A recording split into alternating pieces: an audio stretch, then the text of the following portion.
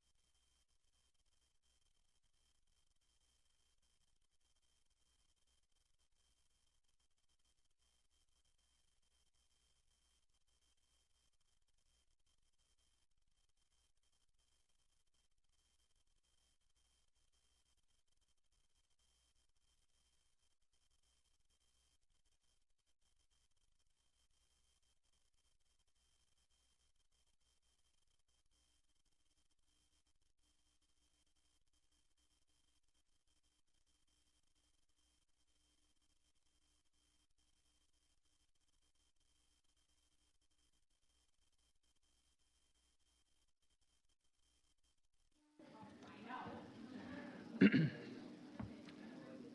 afternoon, everybody. The time is 7:23 p.m. We have adjourned from executive session and are going to move into work session in the first floor conference room. The public is invited and encouraged to join us. We've only got one item for the work session, and then we'll be back out here for the regular session of the Coppell City Council. Thank you.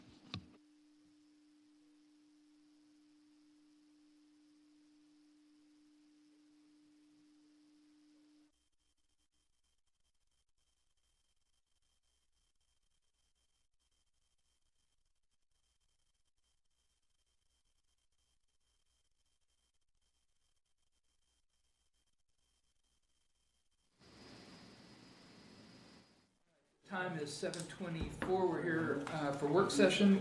We've got one agenda item, which is a discussion of the agenda. Anybody have any questions or comments for staff or anybody else on the agenda? Anybody need anything pulled from consent? I had one question, Mayor. Yes, sir. Let me see the consent agenda. Yeah. So, the one question on the Encore resolution. I understand that we won't be charged for the legal fees, and we have 31 days to appeal. What do we expect out of this? I mean, a reduction in price, and this has to be negotiated with 126 cities with Encore. Right. And what's the kind of timeline for this negotiation? Well, so what this resolution does is puts on record a request with the right to suspend that time frame. It allows the attorneys and experts that the coalition of cities representing with Encore to go in and first of all evaluate their proposal, which is 2 inches thick, digest it, and then go to Encore and begin to negotiate.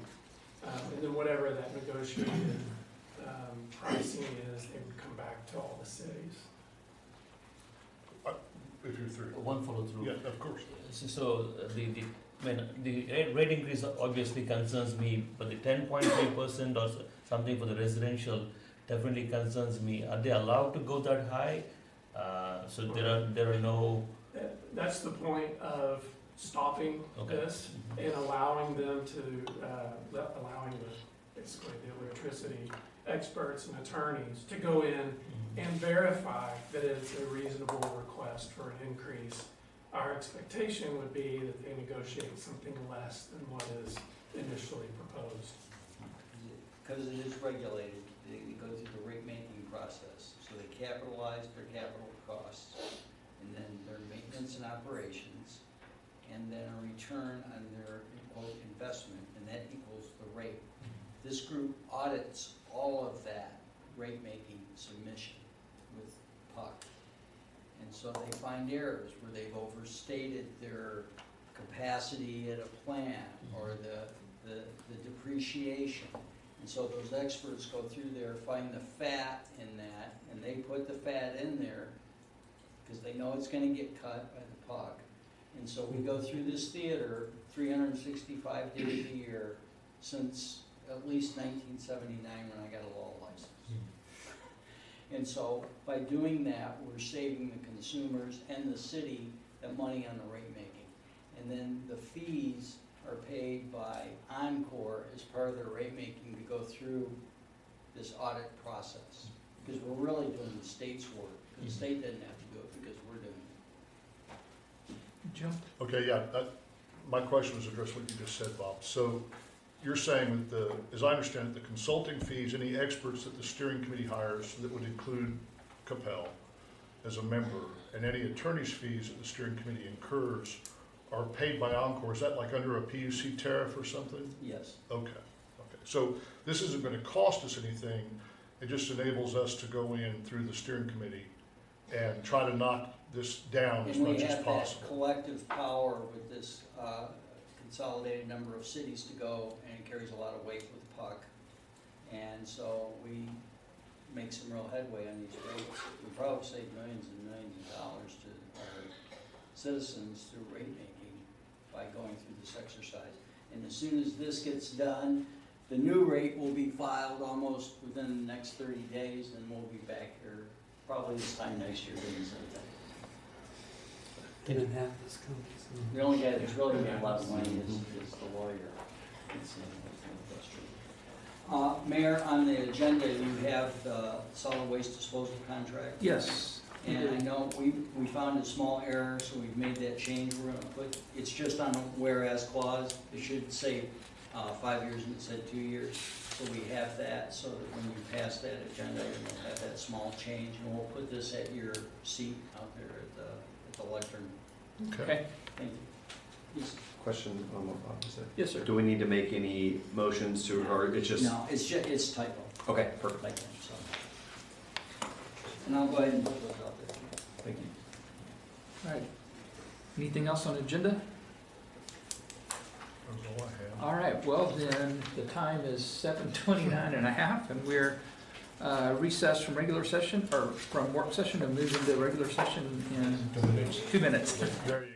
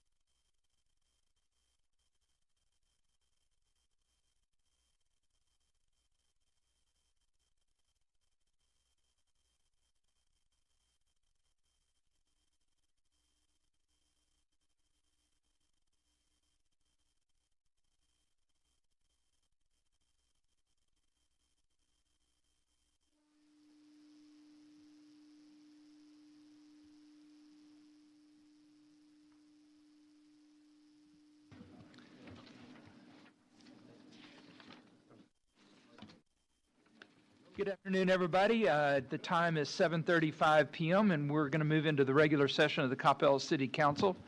Just as a reminder, any persons wishing to speak during our citizens' appearance or any of the public hearings must sign their appropriate register located outside of the council chambers and list your home address. This evening, we have Stephanie Cephas with the Church of Jesus Christ of Latter-day Saints here to give our invocation, and then we will follow that up with the Pledge of Allegiance, so please remain standing.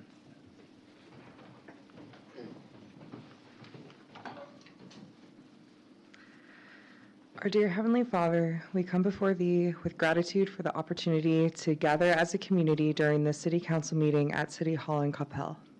We are thankful for the freedoms we enjoy, the safety of the city provided by Coppell's police and fire departments, and the many blessings that come through living and working here. We ask for Thy Spirit to be with the members of the City Council, with Mayor Mays, and with all who lead and support the work of the city as they deliberate and make decisions, especially those regarding the stewardship of our city's resources and the budget decisions at this time. Grant our Coppell City staff, council, boards and commissions wisdom, clarity of thought, and unity in purpose. Help them to be guided by compassion, foresight, and a sincere purpose in their desire to serve the people of this community well. Father, we also remember the sorrow and heartbreak that has touched our state in recent days. We pray for the families and individuals affected by the recent tragedy in Texas. Comfort those who mourn, bring healing to the brokenhearted, and guide us as citizens to respond with love, awareness, and renewed commitment to the well-being of all. Please bless this meeting and all who participate in it. May it be a place of peace, of mutual respect, and of progress. And may Thy Spirit be felt here, quietly encouraging the best in each of us, reminding us of our responsibility to serve with integrity, humility, and care. We pray these things in the name of Thy Son, Jesus Christ. Amen. Amen. Please join me in the Pledge of Allegiance. I pledge allegiance to the flag of the United States of America and to the republic for which it stands, one nation, under God, indivisible, with liberty and justice for all. Thank you. Please be seated.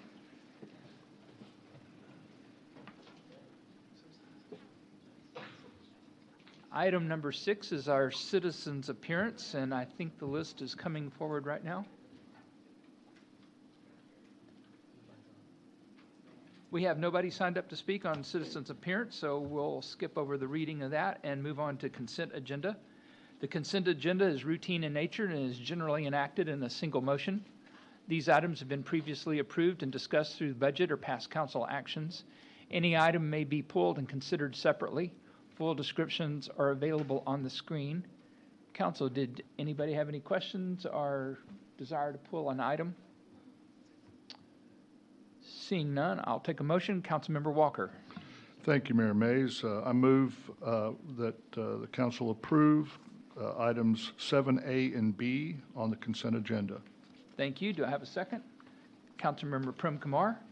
All in favor? Walker, Nevels, Prem Kumar, Matthew Hill, none opposed, motion carries. All right, thank you very much. Item number 8 is a public hearing, so I will open the public hearing and ask Ms. Perone Boswell to come forward. Yeah, you did. We think we locked her out. This is consider approval of PD 301 R6HC Victory Coppell Retail Lot 6R2 and 7R2 Block A, a new detailed plan development, revising the current concept plan of a plan development, 301 Revision 5 Highway Commercial to allow a 5-story, 76,346 square foot hotel with 130 rooms combining Lot 7R and a portion of Lot 6R Block A on 2.46 acres and revising the concept plan for the remaining portion of Lot 6R Block A on 0.88 acres of land located at the southeast quadrant of South Beltline Road and Dividend Drive at the request of Victory Retail Coppell LLC, being represented by Kirkman Engineering LLC. Ms. Boswell. Good evening, Mayor and Council. Item 8 is the first public hearing this evening. So this property is located on Beltline Road between Dividend and Hackberry Road. The two lots that we're looking at this evening are 6R and 7R, located here.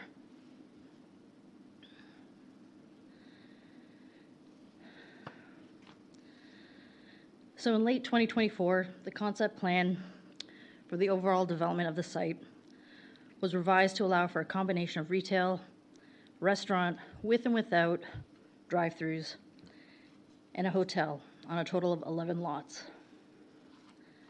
At that time, a detailed plan was also approved for the following: Lot 2 Block A, Lot 3 Block A, Lot 4 Block A, and Lot 8 Block A. So 2, 3, and 4, combination of multi-tenant buildings with retail, restaurant, with or without drive-throughs, while Lot 8 Block A is a 79,202 square foot, 5-story hotel, Tempo Hotel on 2.96 acres. So on the diagram here on the screen, on the right, is the request to modify the PD to allow a 5-story, 131-room Town Place Suites Hotel on a property to be called Lot 7R2, after a portion of Lot 6R is included in Lot 7R. Traditionally, the brand is associated with extended stay, but in this situation, falls under our typical hotel category. So the concept plan for Lot 6R2 is proposed to be altered along with the request. On the next slide, you'll see a comparison of the approved concept plan and the proposed concept plan for Lot 6R2, and the following slide after that, a comparison of the detailed plan for Lot 7R2.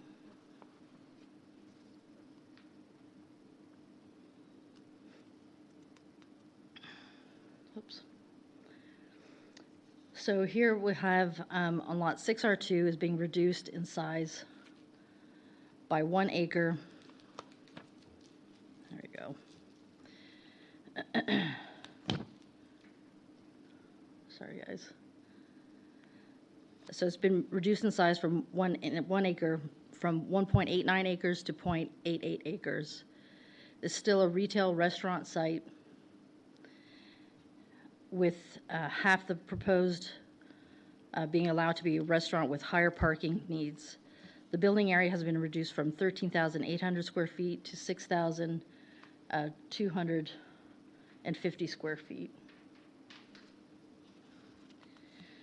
This will need to be replatted and have a detailed plan administratively approved prior to permitting, providing it complies with the building materials and plant materials approved for the concept plan.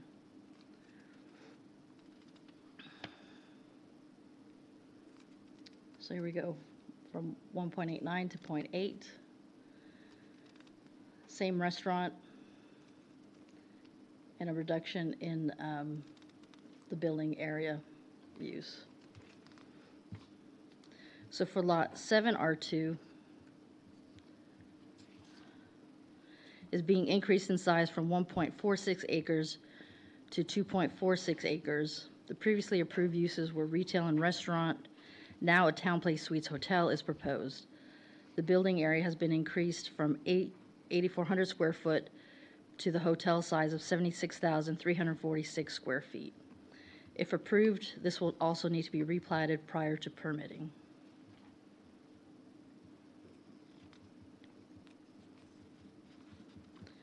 So let me walk you through the detailed site plan proposal for the Town Place Suites Hotel. So on Lot 7R2, we'll have 131 rooms, and it's a 5-story hotel proposed. The amenities would include a lobby, waiting room, and atrium area, a limited service hotel, 24-hour per day staff, meeting space, an outdoor pool, lounge, outdoor lounge space, fitness room, a gift snack pantry area, outdoor plaza, guest laundry, and room amenities would include a 2-burner cooktop, a small refrigerator, and microwave.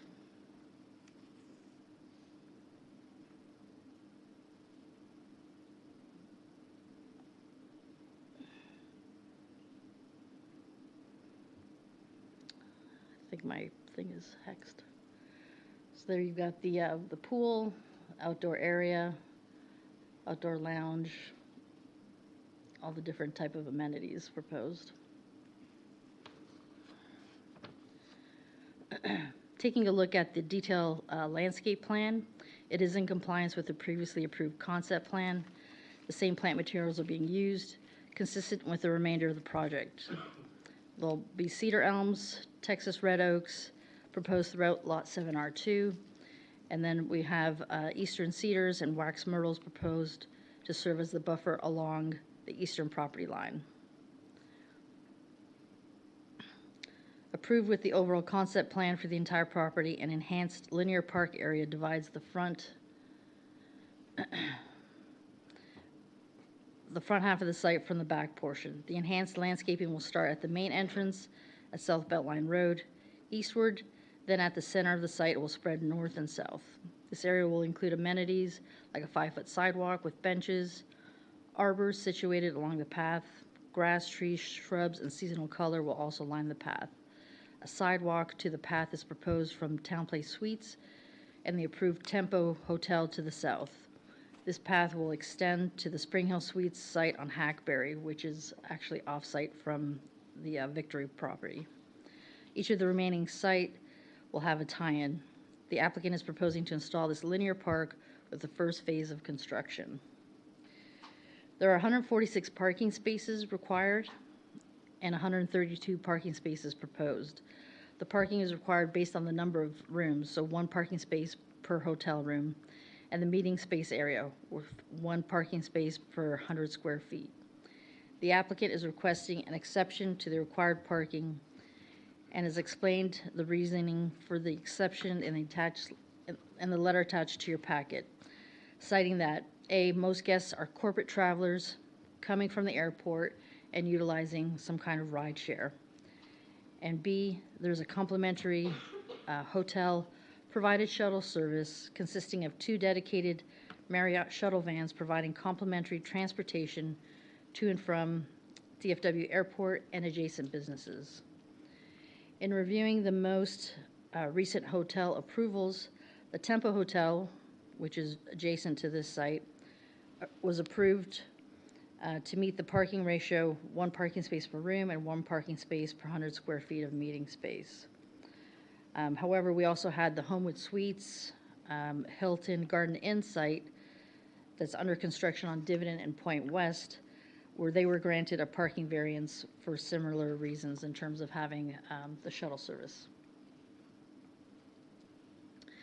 Because there will be enough parking to accommodate 1 parking space per room on site at maximum capacity, and for the reasons previously mentioned, staff is comfortable in recommending the exceptions. If on-site parking becomes an issue, there will be enough parking in the overall development to be shared. Also, the Planning and Zoning Commission did add a condition to their recommendation that shuttle service shall be provided to DFW Airport and surrounding businesses.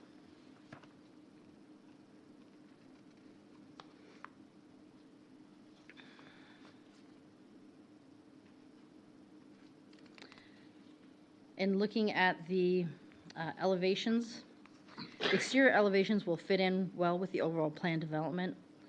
The design elements for the hotel will match what was previously approved in the concept plan. We've got the gray brick, gray beige stucco, and the ivory Nichihara fiberboard as the main building materials. So here are the north and south elevations. Again, same materials. Signage that you see on the rendering here is conceptual at this point, so there is a note that it shall meet the minimum requirements at time of permitting.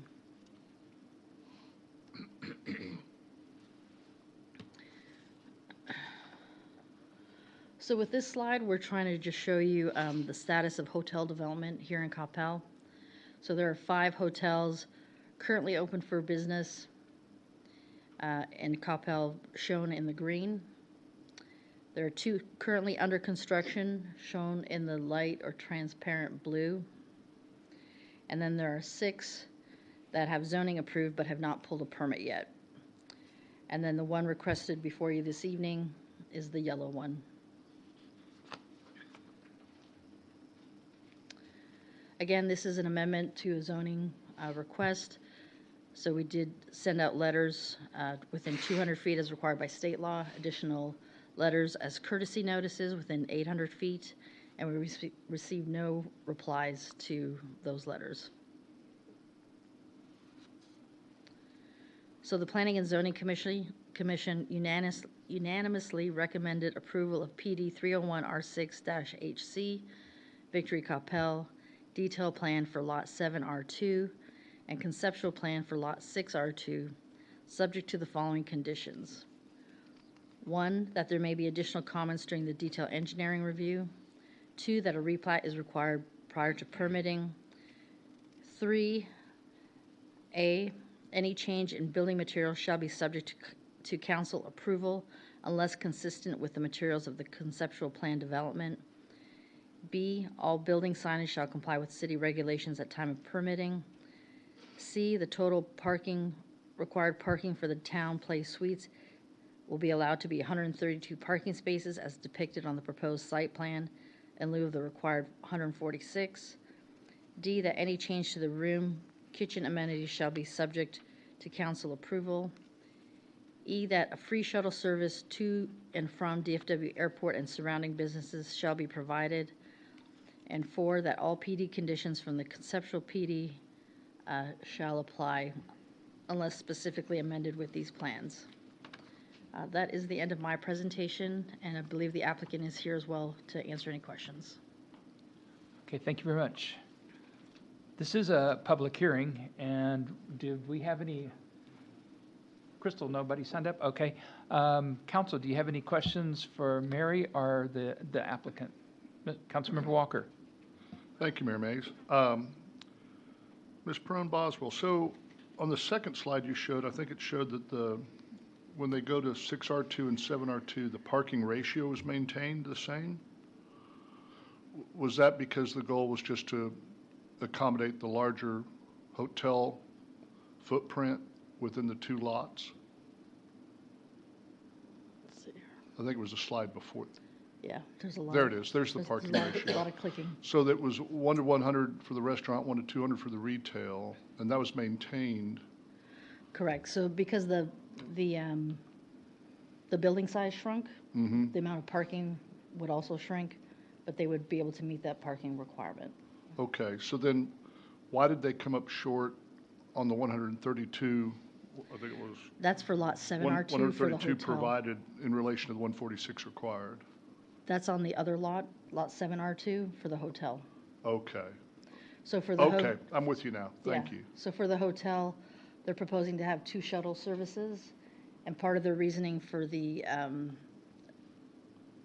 to allow for that shortage Right, is because a lot of people will take a ride share, like an Uber or Lyft, sure. if they're flying in, not necessarily renting a car. And otherwise, they have shuttle services to go pick up people as well. No, I think that's a great idea, and I'm glad P&Z did that. I'm glad that the applicants were willing to do that, and I think that'll work out well for them. But I just missed that parking ratio was limited just to 6R2. So the deficiency is just on 7R2? Yes, sir. With the larger footprint? Okay, thank you. Councilmember Nevels. Thank you, Mayor. I actually had a question for the applicant. So who's getting nominated to come speak? Name and address, please. Good evening, Mayor, Council Member. My name is Hiran Desai, 118 Wild Plum Drive, Coppell, Texas. And I'm glad to answer your question. Excellent. Thank you so much. Just had a question about the concept, the Town Place Suites. So it's my understanding that it's an extended stay. Correct, yeah, so from an SDR rating, it is categorized as an extended stay product because SDR ranks them in different categories based on basically the travelers. So Town Place is like a 3 to 7 night stay, so which is considered, anything beyond 3 nights is considered extended stay. Okay, and that actually kind of addresses my question. So on average, so the people who stay 3 to 7 nights? Yes. Is that, okay. So my question was, definitely understand the need for extended stay sometimes, but What guardrails do you have in place to make sure this doesn't turn into an apartment versus a hotel? If that makes sense, what I'm asking. Yeah, well, basically the footprint. Obviously, we're in, agreement with Marriott for a 20-year license. Beyond 20 years, it gets renewed, or, we go to a different brand. But it does not turn into an apartment because of the footprint. It just doesn't have the amenities in the building to support an apartment-style concept. Is there any kind of regulation that you said 3 to 7? So if somebody stays 7 days and then 7 days and then 7 days, is there anything that prevents people from doing that? No, but typically our guest stays 3 to 7 nights, and then they're traveling. So for a longer stay, they would go somewhere like the Homewood Suites or Residence Inn, or like the Elmet, where they have a full-on kitchenette and the space, like a one-bedroom studio-style rooms to accommodate that. I don't think anyone wants to stay in a Town Place Suites for more than 3 to 7 nights. Maybe on occasion 2 weeks if you're just. Basically, it is for just nomad travelers. It's not for someone that's permanently relocating or, out of their apartment, waiting on a new apartment or anything like that. But there's nothing preventing anyone from doing that, correct? No, there is not. All right, just wanted to get some more information about that. Thank you very much. Councilmember Matthew? Thank you, Mayor. Question for you is, if the council approves today, when do you expect to start the construction and when will end? So if we get approved and we'll go into permitting and design, we'll probably look at sometime around this year to start construction and 18 months after that. So we'll open sometime in 2027. Okay, thank you. Question for Mary. This is a 5-floor hotel. Do we have any other hotels with the 5 floors? Yes, most of our hotels are 5 stories. 5 stories, okay. Thank you, that's all. Any other question? Councilmember Walker? Thank you, Mayor Mays. One question. So when I was on planning and zoning, I remember this application, and when it first came to us, and there was another hotel. Is this a second hotel in the same development, or is this now developed to where this is the hotel that's going to be there? No, this will be the second hotel. There's this hotel to the South, right? south of us. Yeah, okay. Yes. And that hotel's also still coming in? Correct, yeah. It's approved, not sure the timing on it. Okay. Thank you very much. All right, any other questions? Did any of your co-applicants need to speak? I don't believe so. Okay. Unless you need them to. Thank you very much. Thank you. So council, comments, discussion? Councilman Prem Kumar. Thank you, Mayor. Not a discussion, I was going to do the next step, but. That's fine. Councilmember Walker. Thank you, Mayor Mays. I just want to say I'm really excited about the Victory development. The plans for the entirety of this development, I think, are really impressive. I think it's going to be a game changer down there on South Beltline. I think it's commensurate with the other development that's in that area, with the other hotels and the other items that are there. I think it is going to be an excellent amenity for all of us, not to mention North Irving and who knows, people will be coming in from all around because of DFW. So I'm excited for this. I appreciate your willingness to look at doing this in Coppell, and I thank you for that. All right, any other comments? Councilmember Nevels? No, thank you, Mayor. No, I do want to echo what Councilmember Walker just said. I'm actually very excited about this development as well, a lot of the same reasons. And I'm assuming that maybe I should ask you to stay because one more thing, but the reason why that we're changing to adding the hotel, is that just market demand? I mean, I read some of the material and stuff on that. So I just wanted to clarify that one last thing. Is it market demand versus the other product that we had previously approved? Yeah, so hotels across airport markets around the U.S. work in clusters. So the more variety you provide, the more people's willingness to stay in that market it is. So it's basically cannibalizing the 114 and Esther's market where there's not additional amenities.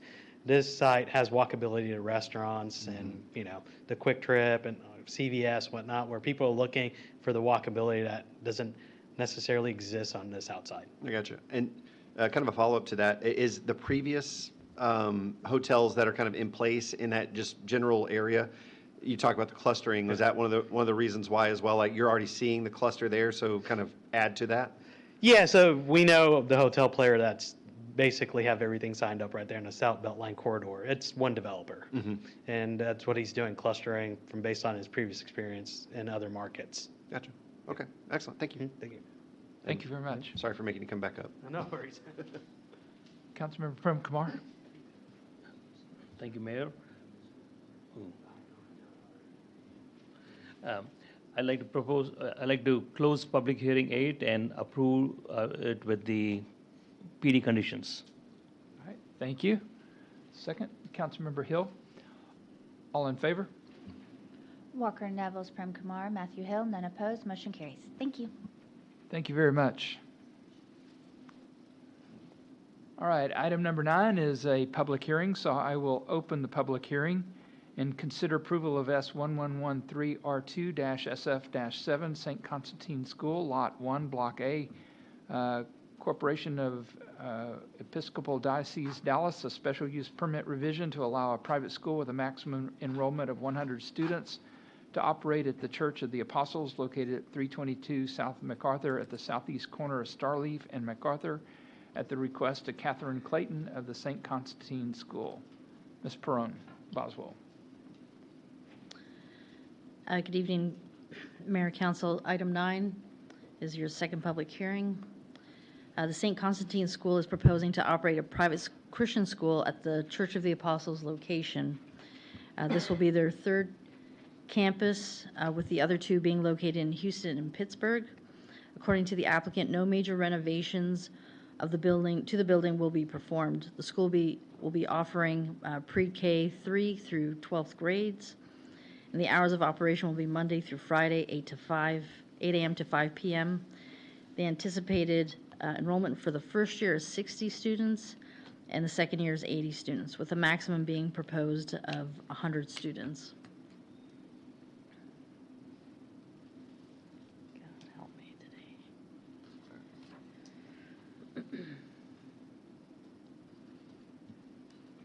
Having some issues here. Hold on.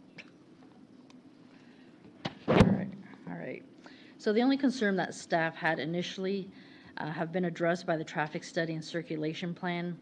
The plan shows stacking internal to the site and not from Starleaf Street. Therefore, will not conflict with the River Chase Elementary, which is located just north of here. The maximum vehicular queue is 36 vehicles. There will be up to 3 vehicles loading and unloading at a time, with staff members present to assist. At the Planning and Zoning Commission, concern was raised about the connection to the soon-to-be city parking lot to the east. The applicant has volunteered to cone off this connection during pickup and drop-off times to ensure that nobody will access the site via Starleaf and through the parking lot. All in all, staff is in support of the request and feels that it is a good use of the space that is not currently occupied during the proposed hours.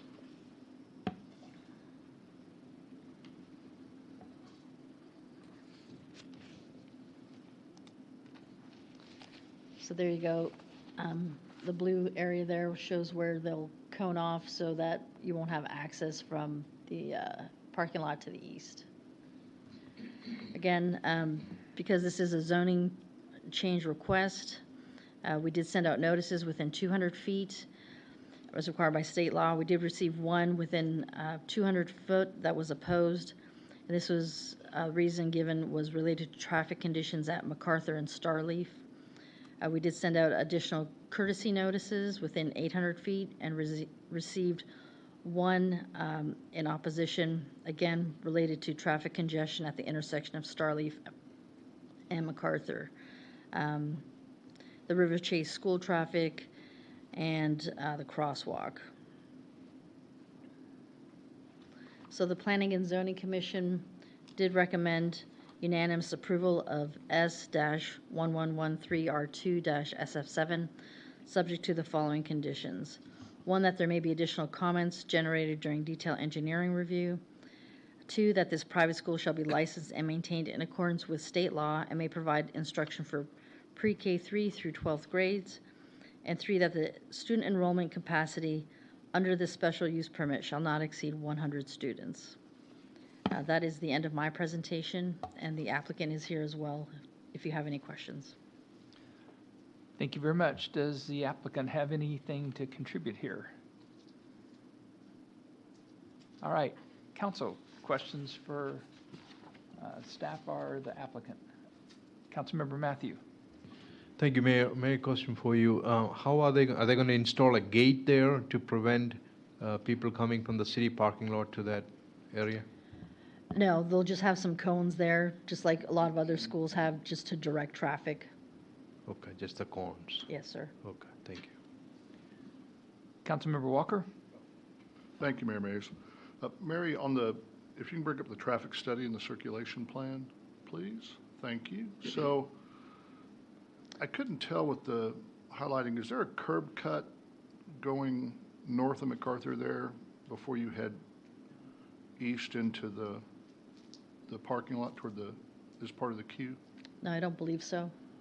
So if there were, and I don't mean to put you on the spot, so I don't know if this is something that you would be able to answer, but so we're showing cars going concurrently in and out of that one road. I've been on that road going to the dog park. I mean, do we know if that road is wide enough to accommodate traffic going to and fro that way? Yes, where the queue would begin, and then the outbound would also. Yeah, so there's queuing for 36 cars. Right, so, okay, so, all right, but we don't, did they discuss at P&Z the width of that road in relation to the two-way traffic that this would be experiencing at the same, because. Are you talking about, because the road is MacArthur. No, not MacArthur, Mary, That's just the drive aisle or the yes. parking area to go in. So it does, I believe it accommodates two-way traffic now, like one car going in, one car going out. Okay. So if the max vehicle queue is 36 vehicles, and we're projecting as many 54 vehicles at a max of 100 students, I mean, if they're all showing up at the same time in the absence of a curb cut, there are going to be cars that are idling, waiting to get in on MacArthur, right, blocking that lane?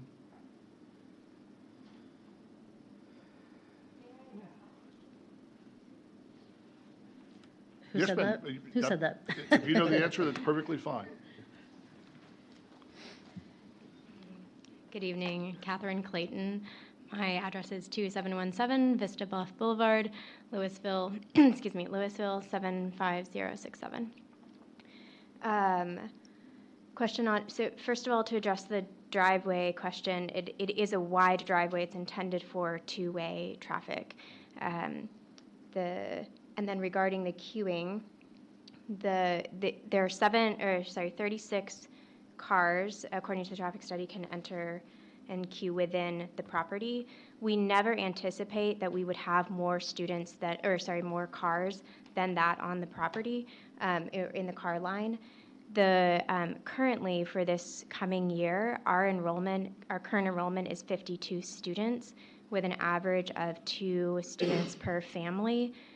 So our I think 27 families are represented in our current enrollment for this upcoming year.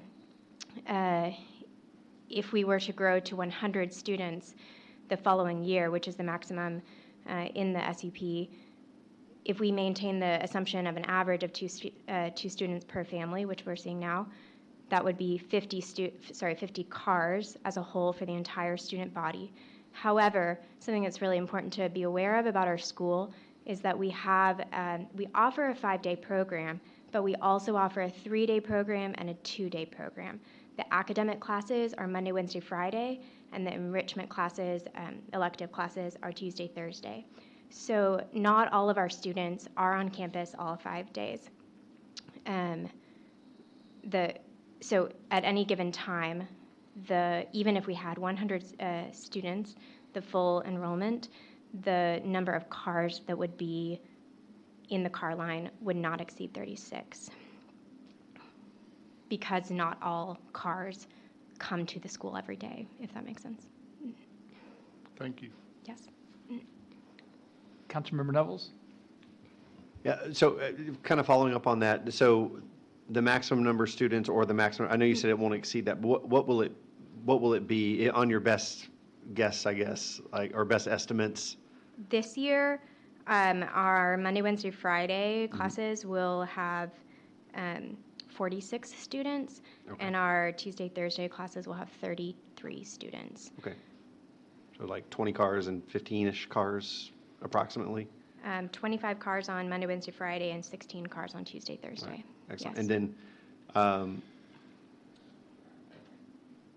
so I guess hypothetically, if that does it, let's say that everybody, I mean, so basically you're saying like there's no way that we're going to get any more cars than that, or traffic's going to For spill year over. one, it's literally impossible. Yeah. So is enrollment still open? Is there opportunities for people to still enroll now? Or is That's it? true. That's fair. I mean, Okay. we have 6 weeks till school starts. Okay. We don't anticipate hiring like a drastic increase. I in got you. enrollment. No, and I'm not trying to grill you on that or anything. I just, really, my concern, I think Councilmember Walker was kind of, not to speak for you, sir, but obviously traffic spilling onto MacArthur, and, there's a curve right there, and so that's a really big concern, at least for me, just making sure that there's not going to be cars hanging out on MacArthur, creating a traffic or safety issue there, so. Yeah, we understand that concern, and we share it. I mean, that would be a challenge for our school as well. One other thing I wanted to note is that our school hours are 8 a.m. to 8 a.m. to 5 p.m. is what we put for the operating hours, but the school hours are 8 a.m. to 3:30 p.m. is the final class period, and that's offset from River Chase Elementary by 30 minutes in the morning and 45 minutes in the afternoon. So that offset is really significant in the traffic flow. Excellent. All right, thank you. Councilmember Prem Kumar? Thank you, Mayor. You actually kind of answered my question, which is when is the school going to start? But given that I have the time, and if the mayor won't object, feel free to use your response to explain to Coppell the benefit of your school. Oh, thank you. May I pass that to my colleague? I think she, at the head of school, I can speak to it, but I'm on the operational side. I'd be happy for her to share more. May I pass that? Was it an appropriate question, Mayor? What's that? Was it an appropriate question? He's just ready to gavel you down. I saw that. He was going for the gavel. This is a zoning case, so. I know. My name is Bond Palmore. My address is 11558 Wine Cup Road, Argyle, Texas. So St. Constantine School was started 10 years ago in Houston. And it started with about 100 kids, and it kind of exploded in the area. It's now close to 600. Since then, there have been kind of grassroots efforts in different cities in the country to bring St. Constantine schools to those cities. The second school was started in Pittsburgh this last year. And then there was also, over the last several years, an effort to bring one to the DFW area. All of them have been kind of grassroots efforts to bring our model there. We are a Christian classical school within the Eastern Orthodox tradition. Some of our hallmarks are the fact that we do offer 5-day, 3-day, and 2-day options for families. There's a wide number of families that come to us that are homeschooled or just choosing alternative options for their kids. A lot of people are attracted to us because of our emphasis on free play and outdoors. We spend a lot. It's one of the reasons why we chose the location we did, because there is a significant outdoor space. We have families that have moved, two that have moved across the country for the sake of the school. Thank you. Yeah. I'm going to get in trouble with the mayor, so Yeah, absolutely. Thank you for that answer. Yeah. Thank you. Thank you very much. You can tell I'm really a really mean person up here. Councilmember Walker? Thank you, Mayor. I was curious, so I saw it reported recently that you're thinking that this location will possibly only be for a 2-year stint. Is that accurate? Correct. So if we do grow at the way that both Pittsburgh and Houston have, we will exceed that 100-person limit and exceed the capacity of Church of the Apostles after 2 years. So it'll depend on that growth. Okay, thank you very much. So Councilmember Nevels is next, but I'm going to interject. Is that Pittsburgh, Texas, or Pittsburgh, Sorry, no, Pennsylvania? Pittsburgh, Pennsylvania. Okay, thank you. Councilmember Nevels? I didn't even realize there was a Pittsburgh, Texas, so I got a lesson there today. Mary, question for you. How are we verifying the enrollment of the school, and is that a one-time annual check, or is there like a maybe halfway point to see if there's enrollment throughout the year? What does that verification piece look like? That is a good question. I'm not exactly sure what we typically do, but we could definitely check in with them and get those enrollment numbers. I'm not sure if you do like for the full year or semester, like fall semester and then the spring semester. We could definitely work that into something that we do. Okay. Yeah, I mean, and, obviously you describe a very wonderful school, so if it takes off and people hear about it and they grow, I just want to be able to make sure that we verify that 100 student enrollment somehow, just to make sure that we're not, if you guys are on a 2-year plan and you guys exceed that early, how will that affect the traffic patterns and things like that? So I want to be very aware of that and what's going on. Council, any other questions? Thank you very much. We had no one signed up to speak for the public hearing. So council, unless you have any other questions, I'm open to a motion. Councilmember Prem Kumar. Thank you, Mayor. I'd like to propose that we close item number 9 and approve the item with the PD conditions.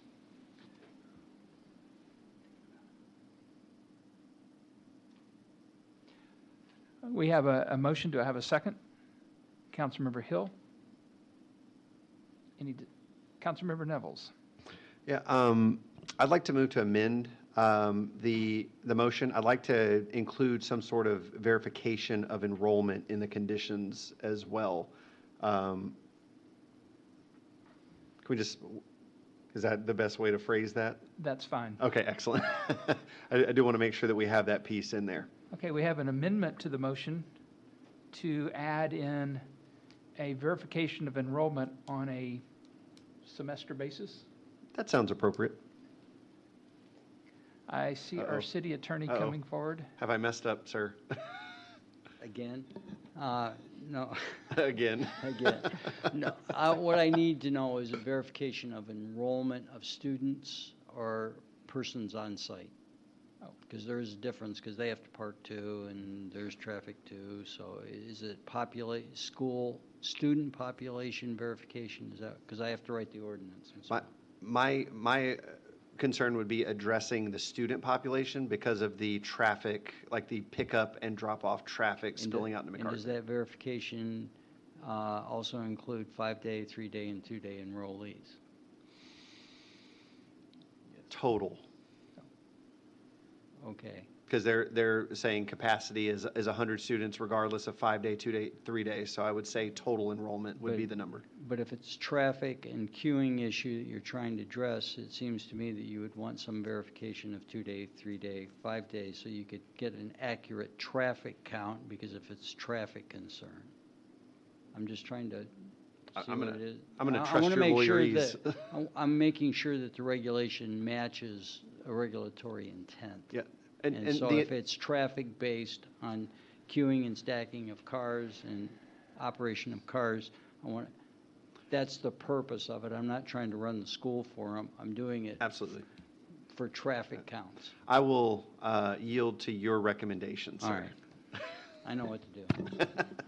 Right. We have a motion for an amendment to verify enrollment, and I think it's going to be on a 2-, 3-, and 5-day basis on each semester. Do I have a second on the amendment? Seconded by Councilmember Hill. So we're going to be voting on the amendment to the motion, and the amendment is to add in a verification of student enrollment on a 2, 3, and 5-day basis each semester. Any discussion or questions? Seeing none, all in favor? Neville's, Prem Kumar, Matthew Hill. Opposed? Walker. Motion carries. Thank you very much. All right, so we now have an amended motion before the council to approve the item number 9 with stipulations, including the verification of student enrollment each semester on a 2, 3, and 5-day basis. Any discussion? Seeing none, all in favor? Neville's, Prem Kumar, Matthew Hill. Opposed? Walker. Motion carries. All right, thank you very much. Item number 10 is to consider approval of a restated agreement with Allied Waste Services of Fort Worth, LLC, doing business as Republic Services of Fort Worth, a Texas limited liability company, to provide solid waste recycling and household hazardous waste collection services effective October 1st, 2026 through September 30th, 2031, and authorizing the city manager to execute any necessary documents. Mr. Rahil. Give me 1 second, please, just that computer. All right, and speak into the microphone if you could, please. If you please give me 1 second, I'm turning the computer on.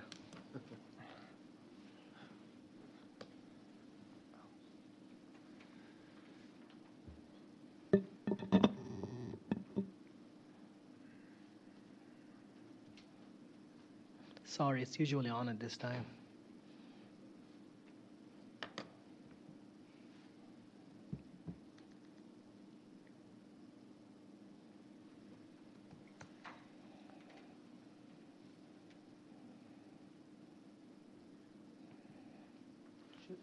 Shouldn't I see the presentation here?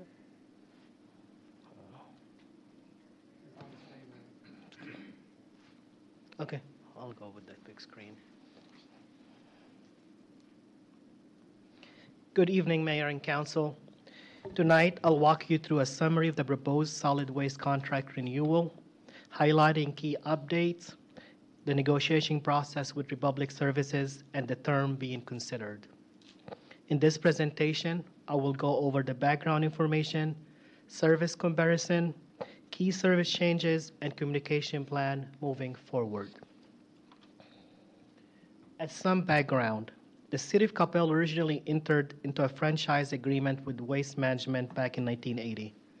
The agreement continued until 2014, when the city transitioned to Republic Services with a 7-year contract that included 2 optional 5-year renewal terms.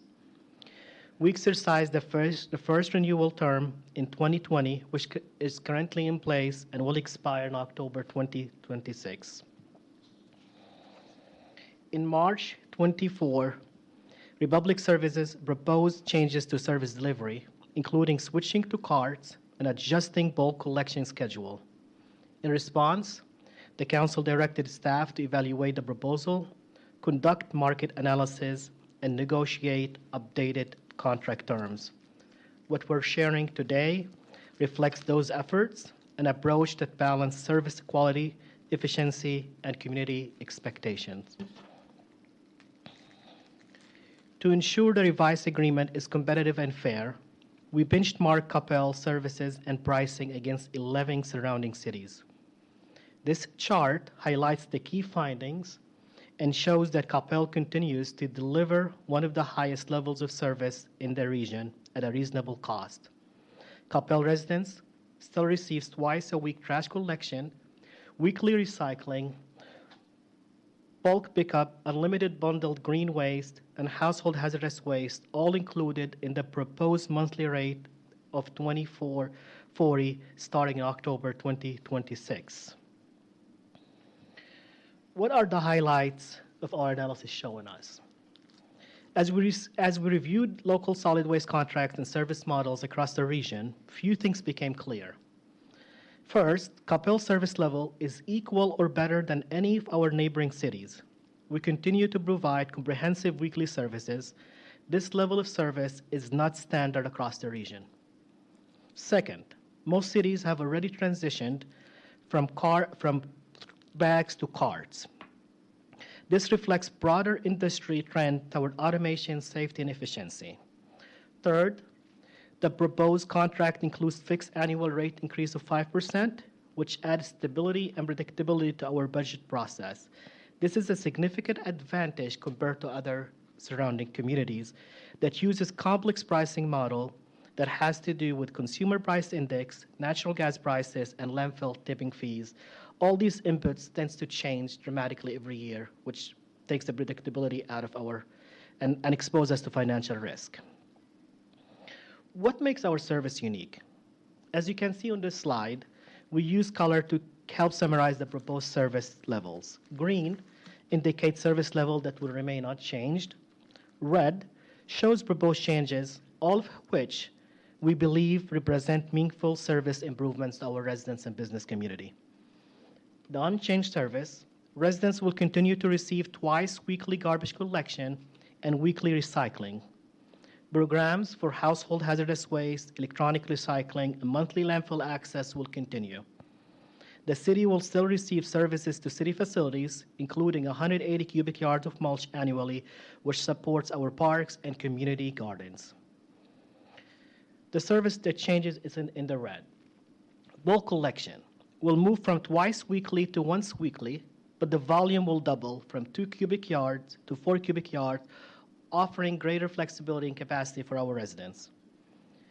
Second, to meet our residents' expectation during disasters, the disaster debris collection allowance has been increased from $15,000 to $25,000 to enhance our ability to respond effectively during major weather events. The most notable change and significant one is the transition from bag-based garbage collection to city-owned 65 or 96 gallons cart. This part of the company-wide initiative by Republic Service to phase out rear load collection and adopt automated side loaders. This will provide us with cleaner neighborhood as it helps contain odors, prevent litter, and reduce animal activity around trash, and also improve safety for Republic staff. We understand this transition may take some adjustment. That's why we developed a clear communication plan and a rollout plan to keep our residents informed, prepared, and supported every step of the way. What about our commercial customers? The good news, there is no change to commercial solid waste service in the contract. All existing account, whether it's a restaurant, retail, center, or any other business, will continue to receive the same level of service as they do today. By maintaining the current structure, we ensure continuity, minimize disruption, and support reliable experience for our business community. How did we improve the current services and the contract? In addition to the service level updates that you saw, we've included several new terms and conditions to the proposed contract to enhance accountability, transparency, and operational performance. First, we implemented increased reporting requirement for commercial accounts to improve the accuracy of franchise fee audits and provide more detailed data on service performance. Second, Republic will now provide an annual presentation to City Council, which help maintain transparent communication and offer regular forum for questions and updates. Third, we are requiring improved data field collection. This means better tracking service activity using GPS-enabled system and digital logs, so we can respond to issues quicker in the field. And finally, we added a vehicle age requirement. This provision ensures that collection fleet serving Coppell remains modern, safe, and reliable, reducing the likelihood of breakdowns and maintaining a positive image in our neighborhoods. What will the coming few months look like? This slide outlines the major phases of the transition as we move toward implementing the new solid waste contract. Upon contract approval, our first step will be to finalize and launch the communication plan, which I will outline in the next slide. From there, we move into the operational phase, the transition to carts. This will include working with Public Services to purchase and distribute carts, as well as educating our residents on how to use those carts. Finally, The new contract will go into effect on October 1st, 2026. That's when updated services, including cart-based collection and bulk volume adjustment, will officially begin. Each step is designed to ensure clarity, minimize disruption, and support smooth transition across the city. To support this smooth transition, we've created a proactive communication plan to keep residents informed and engaged before the new service begins.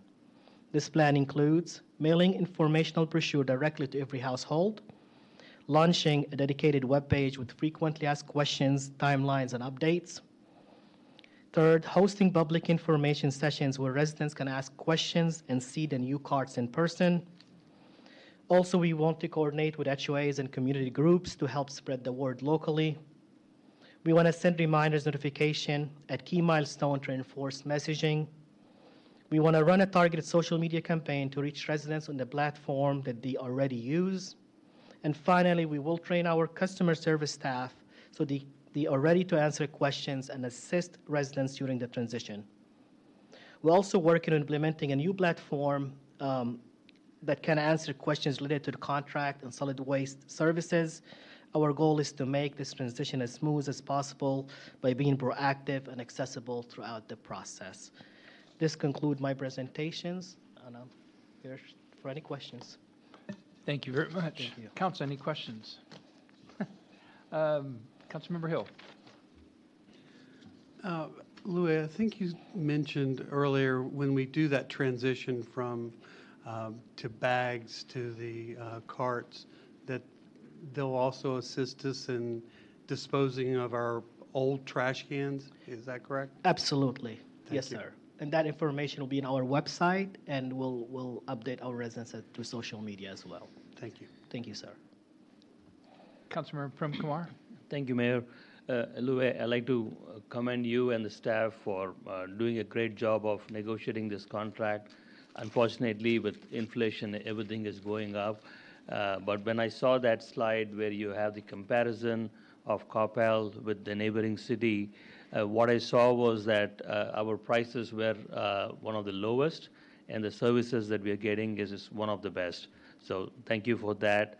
And the other comment I had is, I believe the carts are included in the negotiated price. Correct. And so Republic will be, on behalf of the city, they will be providing the carts to the residents, correct? Yes, sir.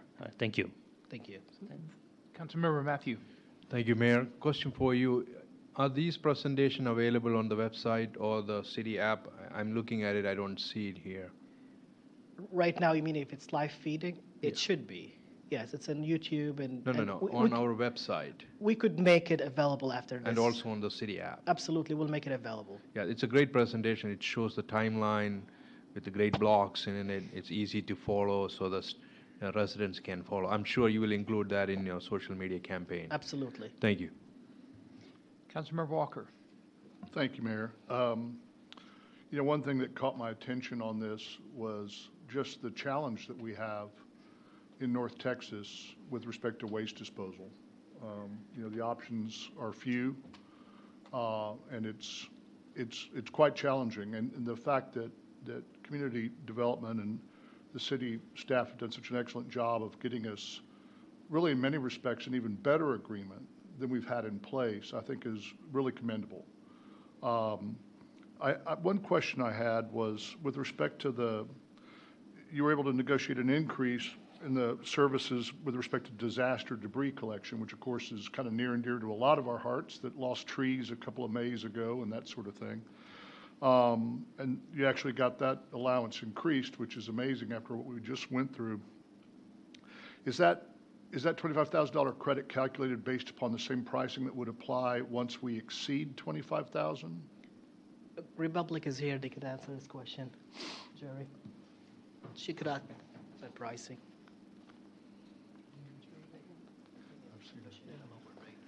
Good evening, ma'am. So good to see you again. Jerry Harwell, 6100 Elliott Reeder Road, Fort Worth, Texas, 76117. So the way that is actually calculated, it's based on an hourly rate that is pre-negotiated between Republic Services and the city, and then the disposal rate. So it depends upon what, the only thing that really changes is the disposal rate. And so we take the number of hours that we work, and then and multiply that by the hourly rate, and then the disposal cost is a straight pass-through cost to the city. And then throughout the year, we keep a spreadsheet of all of those hours based on how much we come into the city and work. And then, so it kind of just goes from there, so. And then if you don't use it at all, which I would love to just write you a check for $25,000 every year, but if you don't use it, then that money goes directly back to the city every year. Yes, ma'am. In October. We base it on your financial year. So. Yes, ma'am, I saw that. You know, your company's been a wonderful corporate partner with our city all these years, and I've always appreciated everything that you've done.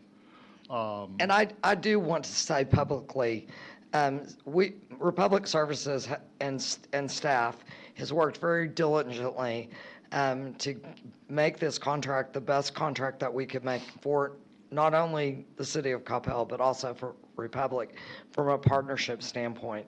And the relationship that we do have with staff and being able to communicate and openly and work through whatever we needed to work through, my hat goes off to staff, and that includes Mike Land.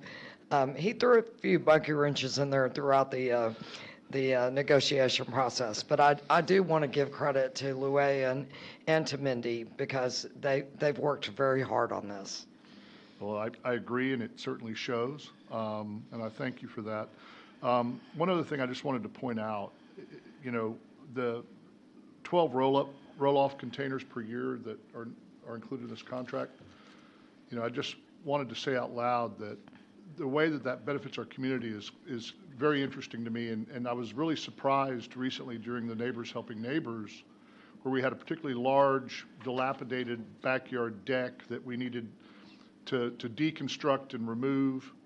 And there were a bunch of volunteers from Coppell pulling that thing apart and carrying these huge pieces of wood out to a roll-off container right out there in front. We were able to use that even for that type of community service, and I just think it's a wonderful thing that we can offer our citizens. And I thank Louie, you and Mindy, and everyone in community development for this. I think you've done an excellent job, and I thank you, ma'am, and your company. Thank you. Jerry, I'm going to give you the chance to introduce your boss there. So this is my general manager, David Harwell. We are not related. I need to say that while it's being recorded. It's just a fluke. We have the same last name. But David has been our general manager in Fort Worth for 3 years.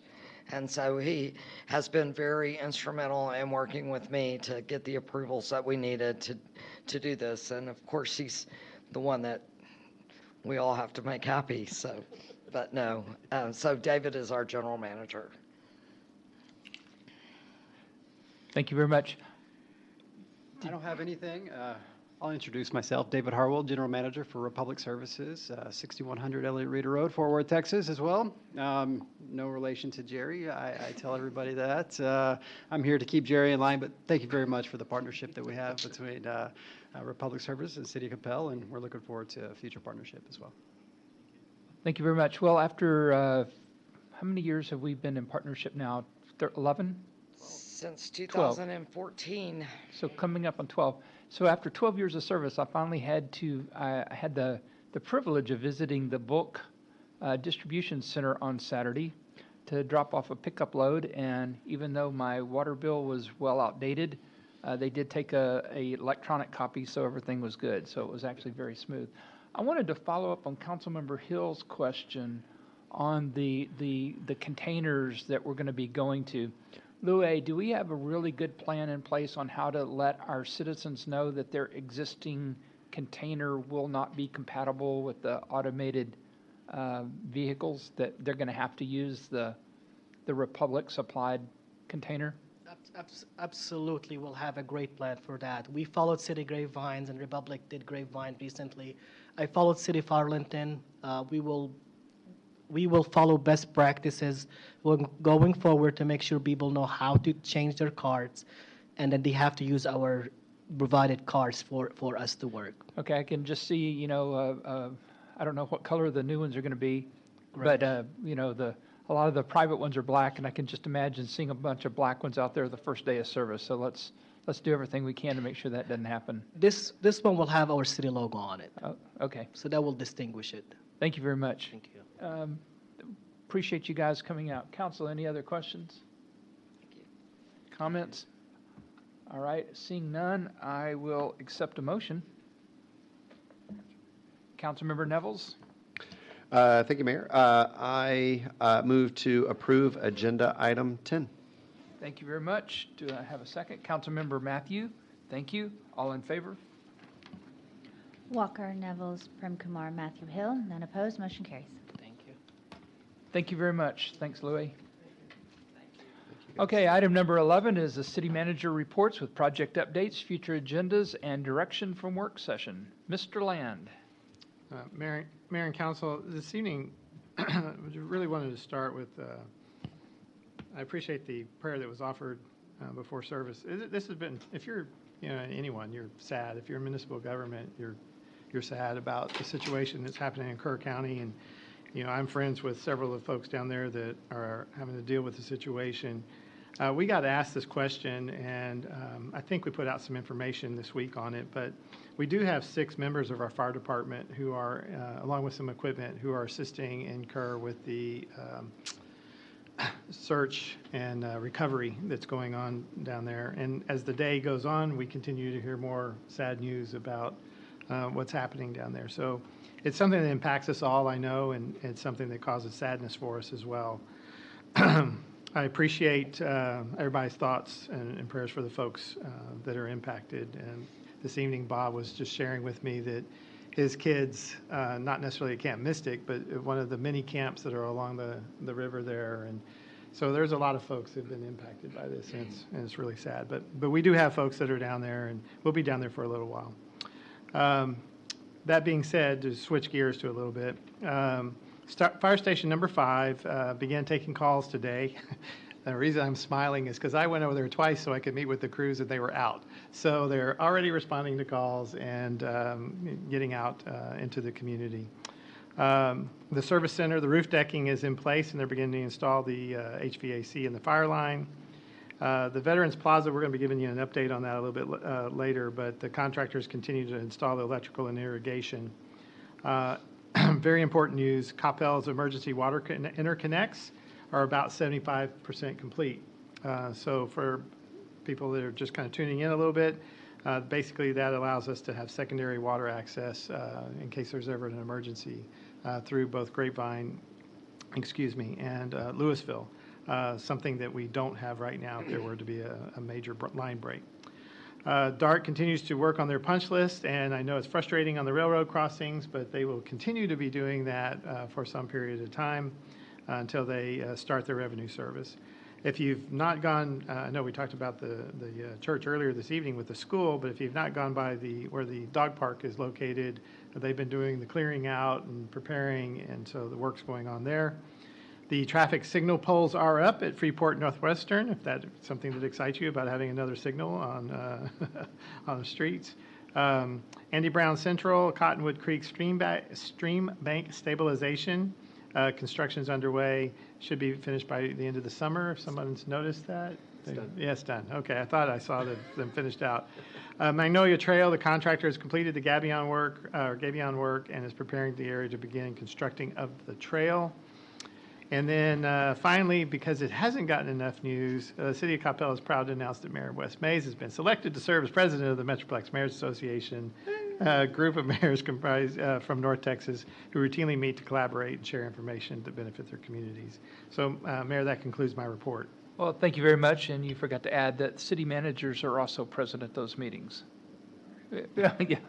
Anyway, thank you very much. I appreciate that. Item number 12 is mayor and council reports on recent and upcoming events. I have received several phone calls on the DART horns blasting, and I'm happy to announce that DART will have another community meeting on the Silver Line Biannual Community Meeting, 6 p.m. this Thursday, July 10th, at the Sound at Cypress Waters, which is 3111 Olympus Boulevard in Dallas. This is a great opportunity to let DART officials hear from each and every one of us. So please attend if you've been having problems with all the noise. And I was told it was going to continue at least into August, not necessarily to Revenue Service, but I'm not going to hold my breath on that one.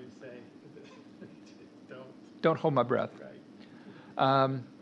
Lastly, we are deep in the middle of budget season in July, and our third budget workshop will be held on Monday, July 28th at 6 p.m. We will perform a final review of the proposed budget and discuss the proposed tax rate.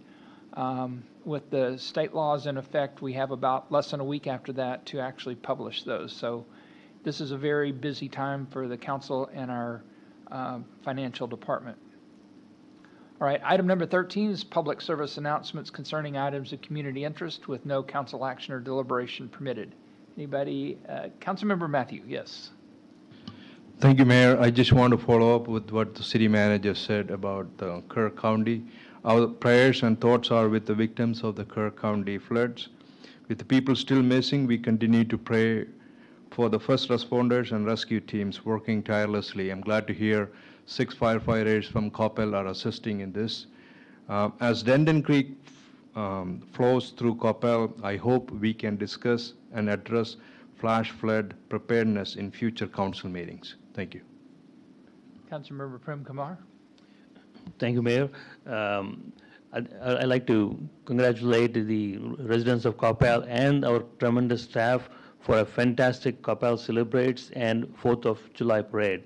I think that was the most well-attended I have seen in a very long time, and I could just see happiness in our residents' face. So I enjoyed it. I'm sure everyone did. Thank you. Thank you very much. I think it was enjoyed by about 20,000 people along with you. Councilmember Walker. Thank you, Mayor Mays. I intended to come in tonight and to tell everyone about this story that a friend of our family had a medical emergency at their home, and they called 911, and in a span of time that was exceedingly surprising to them, they told the 911 dispatcher, "Oh, they're already here." And the response was, "Well, what do you mean? The firemen are? Yeah, they're already here. I've got to go."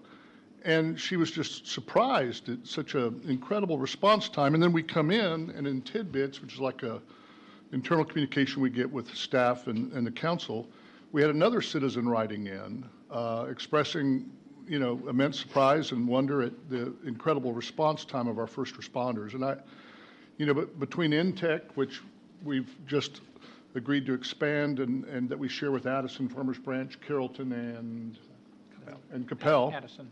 That dispatches our 911 calls, and then our incredible police, fire, and emergency medical technicians, in discharging what I think is one of our primary obligations to public health and safety. Our first responders are amazing. They're on top of their game, and I'm very thankful for everything that they do. Thank you.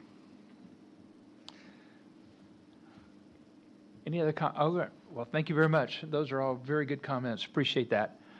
Item number 14, there was no necessary action from the executive session. So therefore, there being no further business before this body, we're adjourned at 8:48 p.m.